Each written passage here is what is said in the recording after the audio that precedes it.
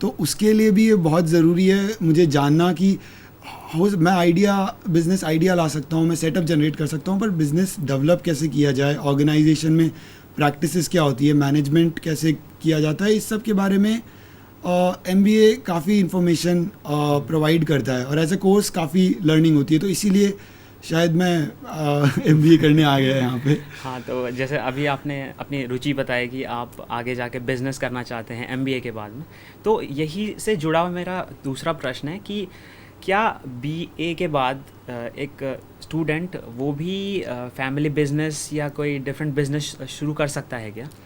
जी बिल्कुल, बिज़नेस शुरू करने का कोई टाइम नहीं होता। जब आपको लगता है कि आपके पास वो कमिटमेंट है, जब आपको लगता है कि आपके पास रिसोर्सेज हैं और आइडिया है, आप बिज़नेस शुरू कर सकते हैं। बीए के बाद शुरू कर सकते हैं, कॉलेज के ड्यूरिंग शुरू कर सकते हैं, एमबीए के बाद शुरू कर सकते हैं, जब भी आपको लगता है कि but commitment is the thing. क्योंकि बिज़नेस अगर आप ज़ीरो से शुरू कर रहे हैं, फैमिली बिज़नेस होना एक अलग मैटर है, बट अगर आप बिज़नेस ज़ीरो से शुरू कर रहे हैं तो इनिशियल फेज़ काफ़ी डिफ़िकल्ट रहता है और बहुत ज़्यादा कमिटमेंट चाहिए होता है। तो मैं कहूँगा कि कॉलेज में तो आप पार्टनर्स ढूंढिए, लोगों के साथ आइडियाज़ डिस्कस कीजिए और आप स्टार्ट कर सकते हैं। इनफैक्ट मेरे कुछ दोस्त थे जिन्होंने कॉलेज के दौरान ही टेक्नोलॉजी में और एजुकेशन में कुछ कुछ फर्म्स, छोटे छोटे बिजनेसेस शुरू किए और by the time they finish the college वो बिज़नेस थोड़े डेवलप हो गए और वो फुल स्केल उसी बिज़नेस में चले गए। तो वो अपॉर्चुनिटी उन्होंने देखी।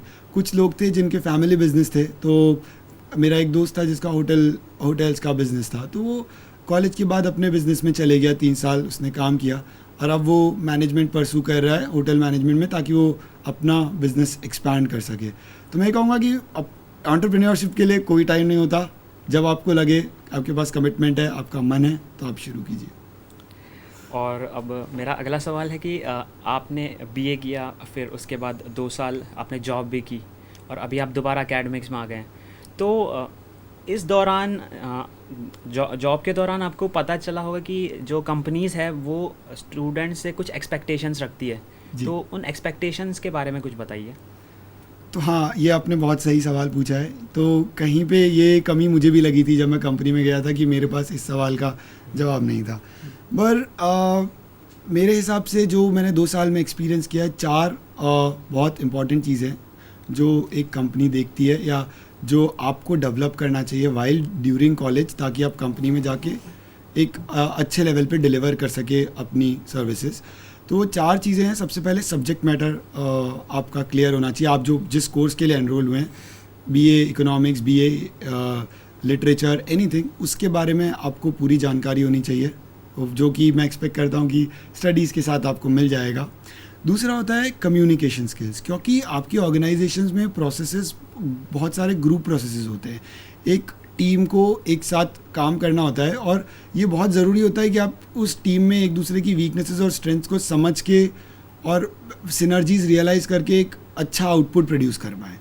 तो उसके लिए आप अभी से स्टार्ट कर सकते हैं। कॉलेज में आप ग्रुप बनाइए और ग्रुप डिस्कशंस कीजिए, ग्रुप टास्क कीजिए, 25-30 लोगों का ग्रुप बनाइए, फिर आप और जीडीज ऑर्गेनाइज कर सकते हैं। Plus communication skills is another factor जो बहुत इंपॉर्टेंट हो गया है आजकल ऑर्गेनाइजेशंस में। तो उसके लिए भी जब आप ग्रुप्स बनाएं तो उसमें आप प्रेजेंटेशंस ऑर्गेनाइज करवा सकते हैं। तो एक बड़ा ग्रुप ले लिया आपने 25 लोगों का, फिर 3 लोग प्रेजेंटेशन बना रहे हैं हर हफ्ते, और ऐसा मैटर ले लिया जो रेलेवेंट है आपकी पढ़ाई से या आपकी न्यूज़पेपर्स या कोई इशू चल रहा है, political issue, economic issue country में, उससे और उसके ऊपर एक ब्रीफ दे रहे हैं। तो वो 25 स्टूडेंट गेन कर रहे हैं, आप गेन कर रहे हैं, प्लस उनसे जो आपको फीडबैक मिलेगा आपकी बॉडी लैंग्वेज पे, आपकी बोलने की स्टाइल से, वो सब चीज़ें आपको हेल्प करेगी अपनी कम्युनिकेशन स्किल्स को इम्प्रूव करने में।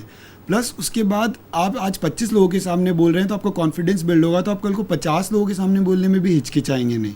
दूसरा, आप कांच के सामने घर में प्रैक्टिस कर सकते हैं और वो बात करने में थोड़ा फ़नी लगता है पर बहुत इफ़ेक्टिव होता है। पर्सनल एक्सपीरियंस है मेरा। और जहाँ आपको पता चलता है कि आप कहाँ फंबल कर रहे हैं, कितनी बार फंबल करते हैं, आप ऑडियो रिकॉर्ड कर सकते हैं और उसको सुन सकते हैं।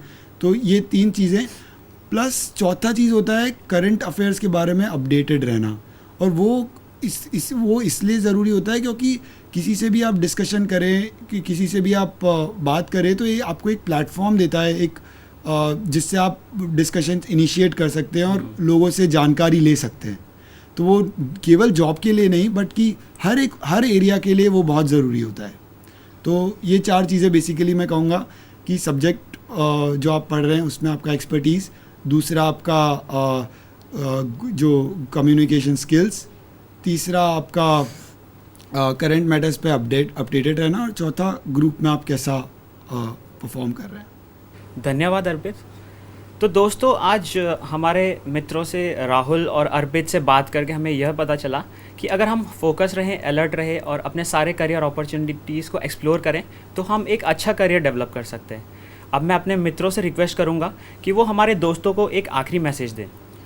तो कमलेश, जैसा आपने कहा आखिरी सेंटेंस में, मैं भी वही कहना चाहूँगा कि सबसे पहले आप जानिए कि आप क्या करना चाहते हैं, ऑप्शंस ढूंढिए, जानिए क्या करना चाहते हैं। दूसरा स्टेप होगा इन्फॉर्मेशन गैदर कीजिए कि उस चीज़ के लिए क्या क्या ऑप्शंस अवेलेबल है और क्या क्या स्किल्स आपको चाहिए। फिर थर्ड स्टेप होगा कि आप उन स्किल्स को डेवलप करें, और चौथा होगा कि आप जाके उसको परस्यू करें। अगर आप स्टेप वाइज जाएंगे और आप कमिटेड रहेंगे तो अब तो बहुत सारी अपॉर्चुनिटीज़ अवेलेबल है, और इंटरनेट और कम्युनिकेशंस आज इतना डेवलप हो गया है, फ़ोन, ईमेल, काफ़ी एक्सेस पॉइंट्स मिल गए हैं आपको जिनको आप यूज़ करके इन्फॉर्मेशन गैदर कर सकते हैं, तो उन्हें गैदर कीजिए। फ्रेंड्स, मेरे हिसाब से यहाँ पर बहुत अपॉर्चुनिटीज़ अवेलेबल है, अपने पास रिसोर्सेज अवेलेबल है, so go and grab this opportunities. तो दोस्तों, आज हमने आपको मिलाया अपने 2 अचीवर्स से। इन दोनों अचीवर्स में कुछ समानताएं हैं। इन दोनों को पता था जब ये BA या BCom कर रहे थे कि इन्होंने आगे जाके क्या करना है। इनके कुछ शॉर्ट टर्म और कुछ लॉन्ग टर्म गोल्स थे। आप भी कल के अचीवर्स बन सकते हैं, बस ज़रूरत है आज कुछ करने की। Bye.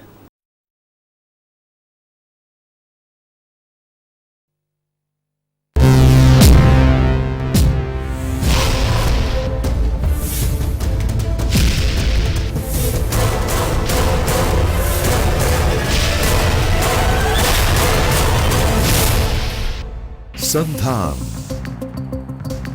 All Gujarat integrated classroom સેટેલાઇટના માધ્યમથી જોડતી કડી એટલે સંધાન।